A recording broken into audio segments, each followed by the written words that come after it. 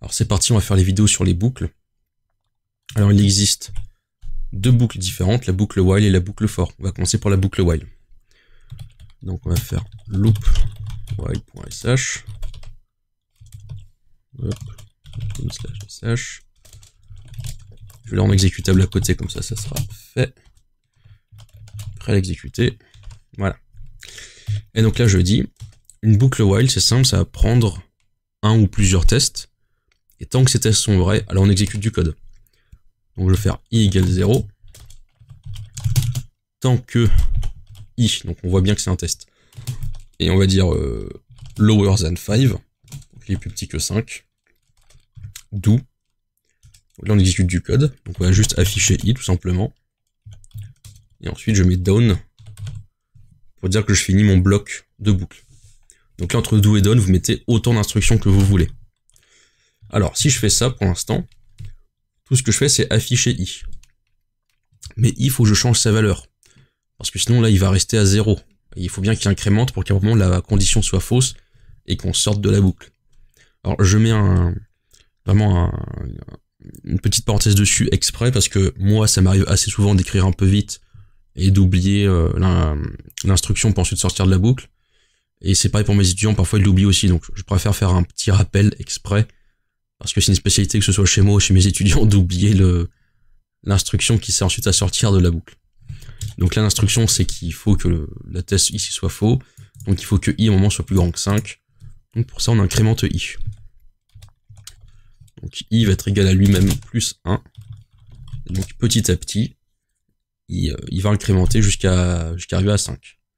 Donc là si j'exécute, il m'affiche 0, 1, 2, 3, 4, et une fois qu'il est égal à 5, étant donné que 5 est égal à 5 et n'est pas strictement plus petit qu'à 5, la condition est fausse, donc on sort de la boucle.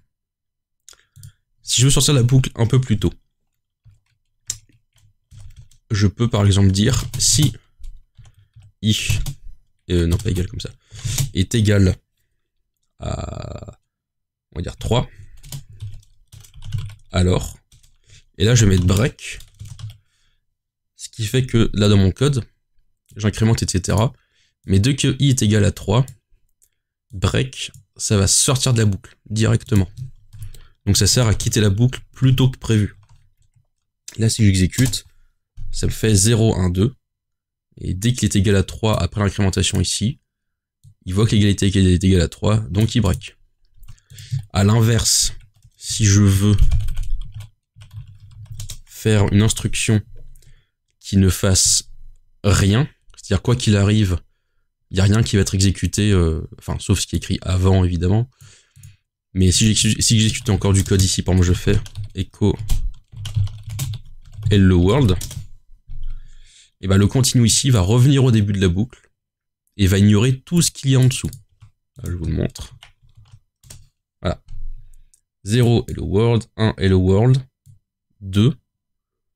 Donc là ça affiche 2, il s'incrémente s'il est égal à 3. Et étant donné qu'il est égal à 3, on fait continue, donc on revient au début de la boucle. Ça affiche 3. Et donc là le test est faux et on recommence à afficher hello world. Voilà. Donc si dans une boucle vous voulez arrêter la boucle plus tôt ou revenir au début de la boucle, vous avez break et continue. Mettons maintenant que je vais lire un fichier. Alors faire read while.sh, ça va être le nom de mon fichier, de mon script. Alors je vais faire while read. Là, il faut mettre le nom d'une variable. En général, si ça revient dans la plupart des cas, c'est line, while read line. Do et done. Et là, après le done, en fait, on se rappelle, on fait une redirection des flux. Et je vais rediriger le contenu d'un fichier dans la boucle. Donc là, je vais utiliser loop while.sh. Et donc, je vais lire mon fichier loop while.sh ligne par ligne.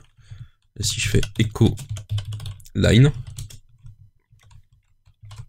ah non, c'est read while. Voilà. J'exécute mon code. Et donc j'affiche ligne par ligne mon fichier. Alors après je peux faire des trucs un peu amusants. Je peux par exemple créer une variable i qui est égale à 1.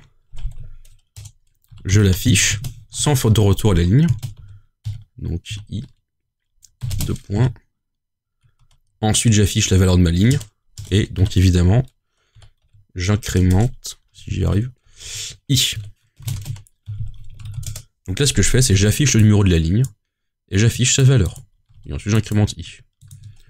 Je recommence. Et donc, j'ai bien à la première ligne, j'ai le shebang. Deuxième ligne, c'est vide. Troisième ligne, j'ai i égale 0, etc. Et donc là, j'affiche mon fichier, mais en plus en affichant le numéro de ligne, ce qui est plutôt sympathique. Voilà. Ça, c'était l'utilisation de la boucle while. Maintenant, il existe aussi la boucle for. Voilà.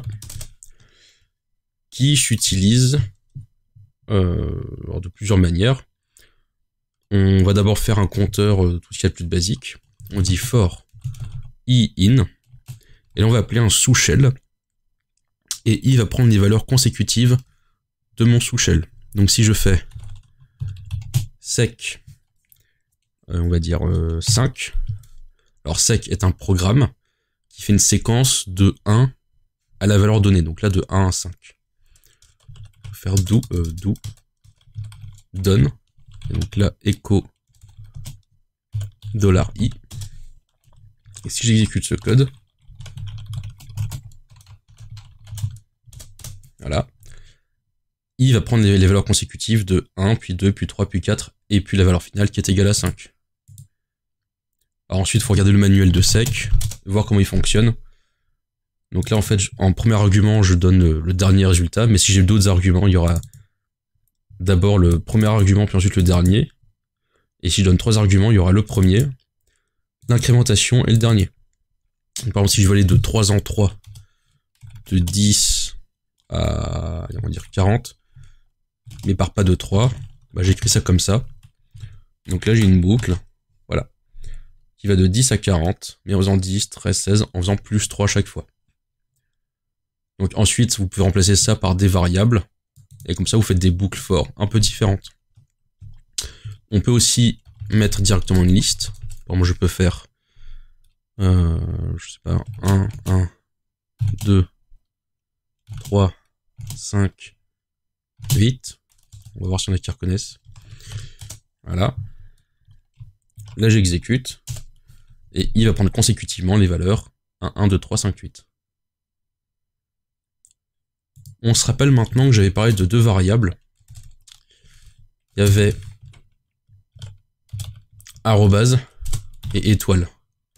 Alors, arrobase, j'avais dit qu'il prenait chaque argument les uns à la suite des autres, donc comme une liste, comme ce qu'on vient de faire là en fait. Ce qui fait que si j'appelle la boucle for en disant my name is Gélule, et bah il va prendre consécutivement les arguments my, puis name, puis is, puis Gélule. Il y avait un autre argument, c'était une autre variable, pardon, c'était étoile, qui fait la même chose, qui va récupérer les arguments du script, mais cette fois-ci pas sous forme de liste et qu'on va pouvoir itérer dessus les uns à la suite des autres, mais comme un seul gros argument. Donc si je rappelle le script avec les mêmes arguments, là il va tout m'afficher d'un coup. Le étoile, il prend vraiment tout d'un coup comme si c'était un seul argument. Alors que l'arrobase, bah, il va les uns à la suite des autres. Voilà. C'était donc la vidéo sur les boucles. C'était plus rapide que prévu, je suis plutôt content. Je vous dis donc à la prochaine vidéo.